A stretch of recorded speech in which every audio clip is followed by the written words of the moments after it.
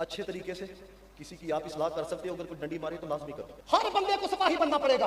پچھلے دنوں ایک نقابت کر رہا ہے، دیکھو انداز دیکھو ذرا، کہتا کیا ہے؟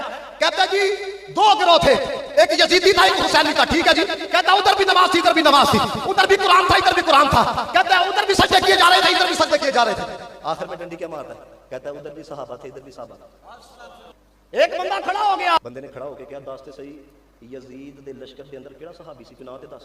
نا جی کہتا میرے منہ سے نکل گیا تھا، تمہارے منہ سے نہیں نکلتا۔ اب ہم بھی اسٹیجوں پہ جاتے ہیں، ہمیں بھی پتہ لگ گیا ہے کہ حضرت والا کس طرح رفضیت کو پروموٹ کیا جا رہا ہے۔ میں آپ سب کو یہ کہہ رہا ہوں، ہر بندہ سپاہی بنے، نہیں تو یاد رکھنا نبی پاک کے سامنے کون سا چہرہ لے کے جاؤ گے۔ آل کی عزت کی بات آئے پھر بھی سپاہی بنو، اصحاب کی عزت کی بات آئے پھر بھی سپاہی بنو۔ اب جب اسے پوچھا گیا کون سا صحابی تھا، وہ جی میرے منہ سے نکل گیا تھا، جملہ سنو یار جڑے صحابہ لواب نہیں ڈگن دے سن، اولاد کا کتنا احترام کرتے ہو بڑھ گیا۔